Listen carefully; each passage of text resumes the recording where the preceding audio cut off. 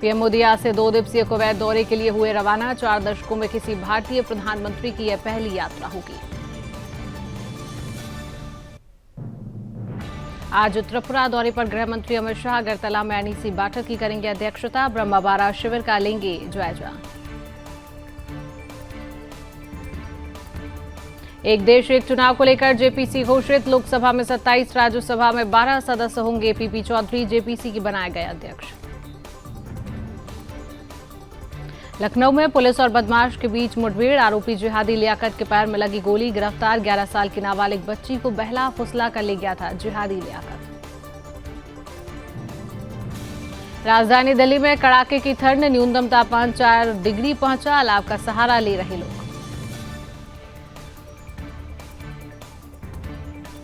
पूर्व CM OP Chautala का आज होगा अंतिम संस्कार। दोपहर 3 बजे होगा अंतिम संस्कार। हरियाणा में 3 दिवसीय राजकीय शोक की घोषणा।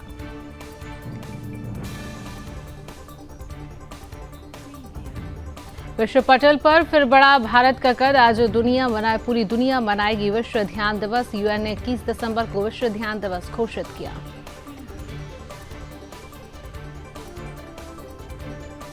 मेरठ में कथा के दौरान बेकाबू हुई भीड़। कई महिलाएं गिरी। चीख पुकार मची। 4 महिलाएं घायल।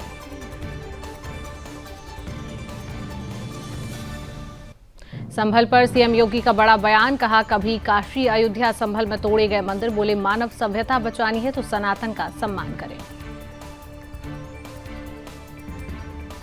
संभल में अतिक्रमण पर प्रशासन का एक्शन। सपा सांसद वर्क के घर के बाहर चला बुलडोजर। वर्क के घर की तोड़ी गई सीढ़ी।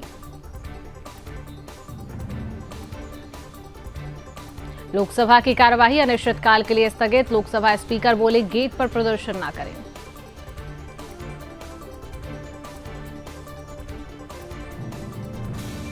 दिल्ली में एनडीए सांसदों ने कांग्रेस के खिलाफ प्रदर्शन किया। जमकर की नारेबाजी।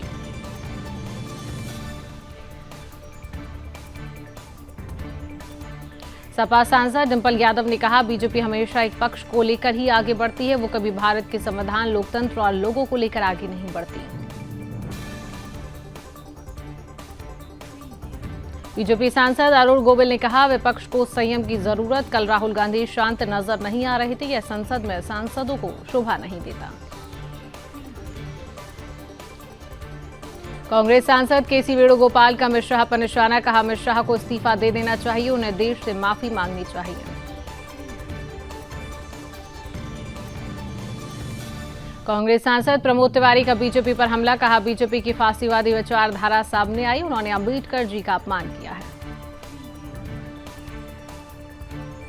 केंद्रीय मंत्री गिरिराज सिंह का राहुल गांधी पर निशाना। कहा देश की राजनीति में राहुल गांधी से अराजक और झूठा नेता प्रतिपक्ष अब तक नहीं बना।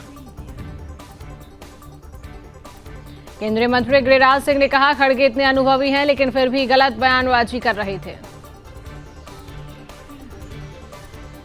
सपा सांसद अवधेश प्रसाद ने कहा अब संसद अनिश्चितकाल के लिए स्थगित हो चुकी है।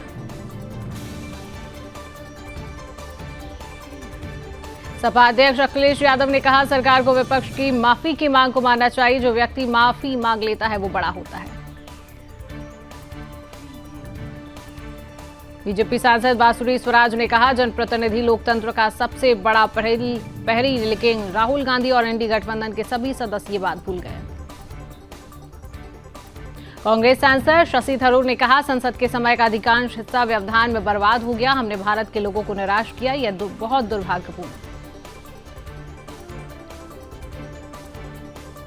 बीजेपी सांसद अनुराग ठाकुर का राहुल गांधी पर तंज। कहा राहुल गांधी का रवैया बहुत दुर्भाग्यपूर्ण। उनका बयान था कि धक्का मुक्की तो होती रहती है।